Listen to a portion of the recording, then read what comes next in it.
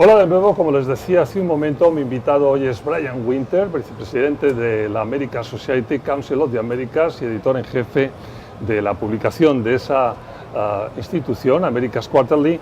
Brian, lo primero, decirte que es un placer tenerte con nosotros en Globo Economía. El placer es mío, mil gracias. Y vamos a dedicar el programa, toda la media hora, a hablar, decía yo en mi introducción, de algunos de los temas que decís los expertos, los que estéis siguiendo más el tema, que van a ser foco importante en las elecciones que tenemos por delante en la región en este 2018, ¿no?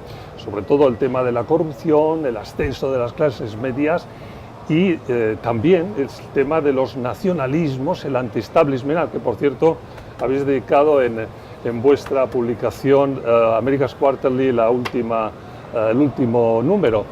Empezando por este último tema, el del auge unido a los movimientos globales de los nacionalismos y anti-establishment, ¿qué hay que decir de eso en la región así para arrancar? Mire, José Antonio, yo fui a 7 capitales de América Latina en los últimos 12 meses y en todas la gente odia a sus gobiernos. Nosotros creemos aquí en Estados Unidos que tenemos un problema con un presidente impopular, pero Donald Trump tiene una imagen positiva ahí en el 35-40%. Si tú tomas los 7 países más grandes de América Latina y si miras a sus presidentes, solo un presidente tiene una imagen positiva más alta que Donald Trump, que es Mauricio Macri en Argentina. Todos los otros están en el rango de 15-20% y Michel Temer en último lugar con 5 a 7% de aprobación.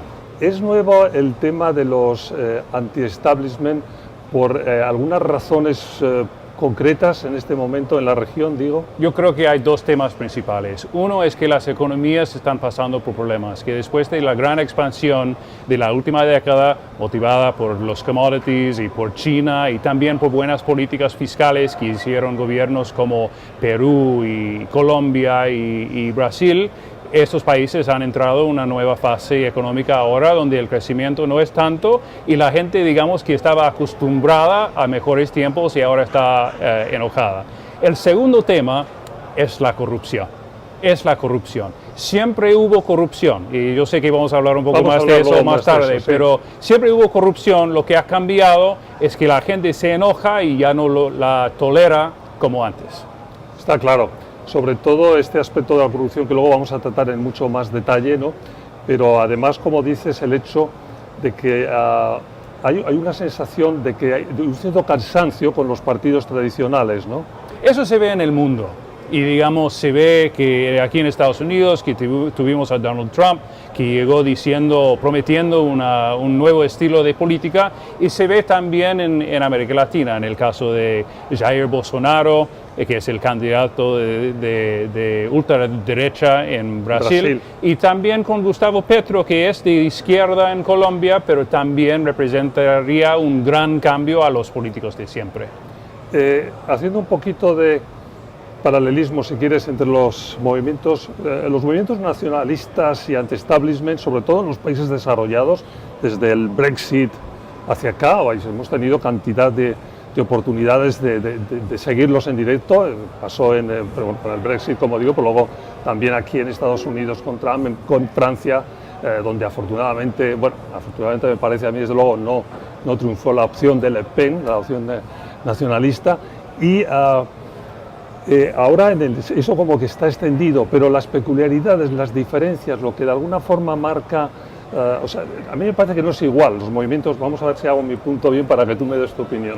Tengo la sensación que en los países desarrollados y más los que he citado, hay un cansancio distinto al de países que están en vías de desarrollo. ¿Es así o no? Me parece que sí, que son factores diferentes. Yo diría que la desigualdad creciente es un tema común en todos esos casos, inclusive en América Latina, que es la región más desigual del mundo. Y yo creo que estamos llegando aquí en Estados Unidos, por ejemplo, a niveles de desigualdad parecidos y lo que tal vez sería una de las motivaciones que acabó en la elección del presidente Trump. No, pero seguramente las tendencias en América Latina son distintas.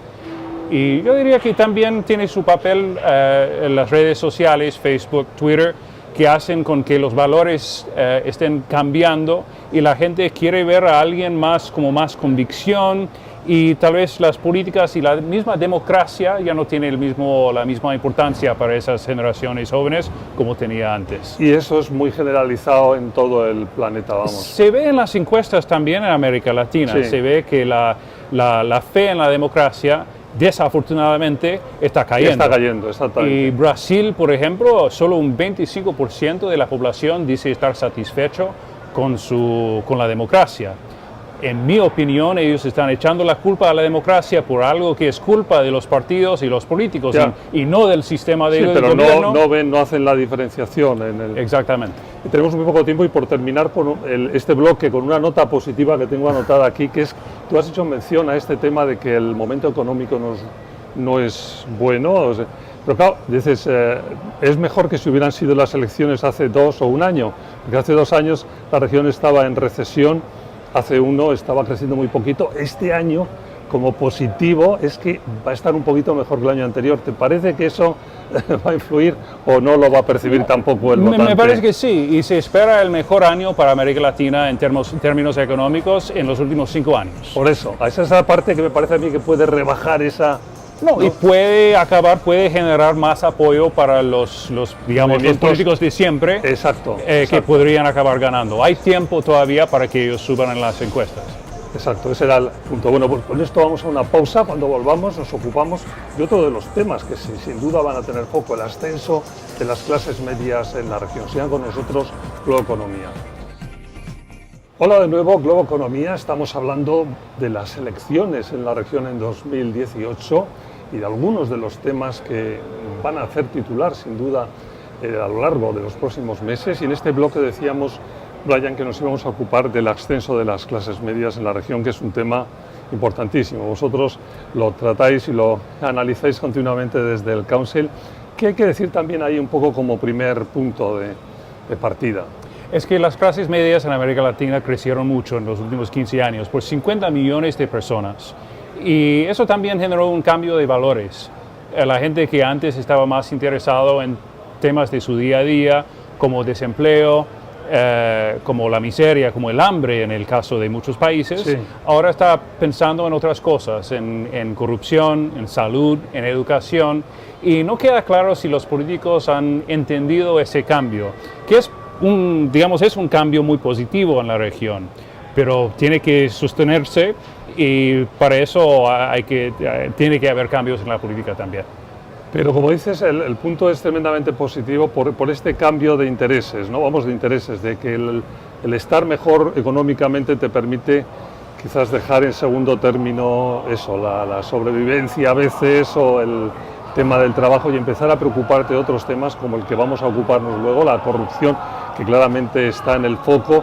Pero hay otros temas, ¿no? Aparte de ese, que también se han colocado un poco por delante en las... ¿Cuáles dirías tú? ¿Dónde está un poco ahí la descripción de las preocupaciones del votante en estas elecciones, en términos generales? No, yo diría que la corrupción obviamente es el tema más importante en Colombia, en Perú y en Brasil, según una encuesta reciente de Latino Barómetro, y también está muy alta en la agenda en México, por tras solamente de la seguridad. Pero no es solo eso, tienes el tema de educación y gobiernos y partidos que, como dije, no han captado muy bien ese mensaje. Por ejemplo, el Partido de los Trabajadores en Brasil, que gobernó entre 2003 y 2016, todavía hablan mucho de los programas sociales y de los planes de bienestar, que son importantes y que son claves. Pero no han entendido que hay una evolución en el votante que ya exige otras cosas, ¿no? Es que ya no es suficiente para el votante brasileño. Quiere hospitales de calidad, quiere escuelas de calidad, y ese es un cambio que refleja los valores de la clase media. En el caso de Brasil, por detenernos un poco ahí, ¿en qué dirección, cómo crees que puede evolucionar? Tú que lo conoces especialmente bien porque lo has vivido y eres experto en Brasil, además de en otras muchas cosas. Ojalá que tuviera una respuesta para esa pregunta, José Antonio, porque es un país muy imprevisible en este momento. Son varios candidatos en esta elección, varios campos ideológicos también. Tienes de extrema derecha a bastante de izquierda y el apoyo muy dividido entre varios. Para mí la gran pregunta es si va a ganar un candidato que pueda continuar las políticas de los últimos años o si vamos a tener a alguien totalmente diferente que represente realmente un cambio radical. Ese es un punto que aplica desde luego para Brasil, pero también para otros países, y es que en la medida en la que las clases medias están demandando otras cosas, tengo yo la sensación que también quizás, y es mi pregunta, pueden demandar que no haya cambios demasiado drásticos en lo que es la economía. ¿Eso puede ser así o no, o tampoco es demasiado optimista? No, veremos. Es que para mí lo que importa en esta ola de elecciones que vamos a ver no es si es un candidato de derecha o izquierda o centro, sino si es un candidato del sistema o antisistema. Ese es el punto clave, ¿no? Y históricamente, tanto en México como Brasil, los electores dicen que quieren a alguien radical, pero cuando llega el momento de votar, se asustan un poco. Y votan más dentro del sistema, por decirlo así, ¿no? Exactamente. Eso fue lo que explica, por ejemplo, la caída de López Obrador en México en las últimas 2 elecciones, donde él tenía una ventaja en las encuestas y después terminó en segundo lugar, pero esta vez siente diferente. Bueno, a lo mejor esta vez López Obrador nos sorprende a todos siendo más sistema, una vez que esté, ¿no? Como cuando fue alcalde de México, que no fue precisamente un alcalde muy heterodoxo, ¿no? Eso es cierto. Eso, o sea, hay que dejar un poco las puertas abiertas. Pero él justamente tiene más posibilidades de ganar esta elección porque se está presentando como alguien más moderado, más sabio, un poco más como abuelito, ¿no? Sí. Que en las últimas 2 elecciones. Bueno, vamos a dejarlo aquí, tenemos que ir a una pausa. Cuando volvamos nos ocupamos del tema de la corrupción, que definitivamente va a encabezar las preferencias o los temas que preocupan a los votantes. Sigan con nosotros, Globo Economía.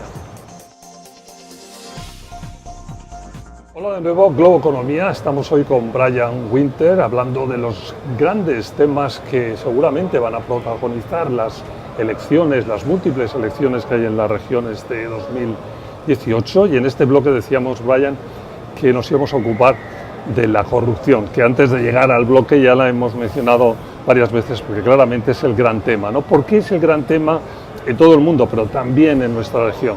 La corrupción en América Latina no es nueva, no es una novedad, tampoco la es aquí en Estados Unidos o en otras partes del mundo, pero la aparición de la corrupción como un gran tema electoral sí es una novedad. Y para mí tiene que ver con el crecimiento de la clase media en los últimos 20 años, que tiene nuevos valores. Tiene que ver también con la democracia, que hace 30 años América Latina no era una región democrática, pero ahora vemos democracias cada vez más maduras y que tienen instituciones judiciales independientes y cada vez más fuertes, especialmente en países como Brasil, Colombia, Perú y Guatemala, que tuvo un gran caso recientemente. Y vemos básicamente que la gente ya no tolera las prácticas viejas y la justicia tampoco. Y la corrupción es cada vez más fácil de detectar. Eso también lo vemos en casos como Israel y África del Sur, donde ellos también han visto sus mandatarios con acusaciones fuertes últimamente. Pero creo que la frente principal en esa batalla en este momento es América Latina. Es América Latina y es el tema de que las clases medias, como dices, y la democracia ha dado un paso. O sea, es un tema positivo que estemos hablando más de corrupción, es así, ¿no? No, es así, pero tiene un peligro, porque la gente sabe ahora que hay corrupción, saben las dimensiones, pueden acompañar todo en sus teléfonos celulares, que también es parte del cambio.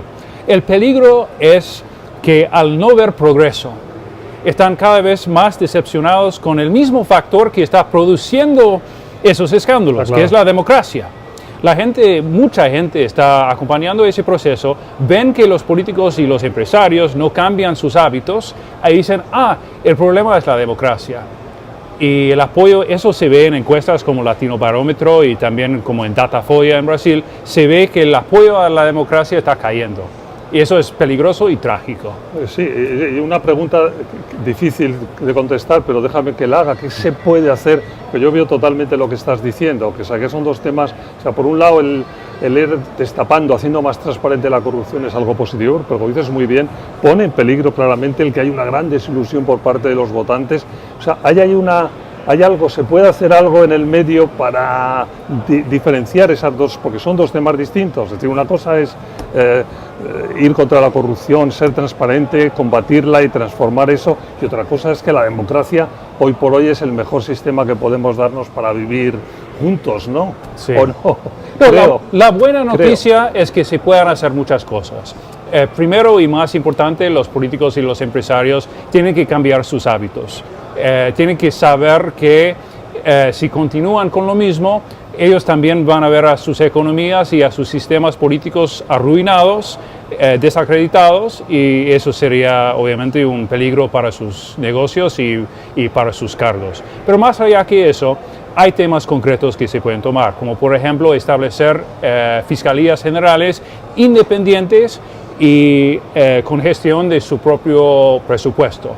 Eso es una cosa. La segunda cosa, ellos también podrían facilitar la transferencia de informaciones y datos financieros entre varios países de la región. Hay grupos trabajando en eso en este momento.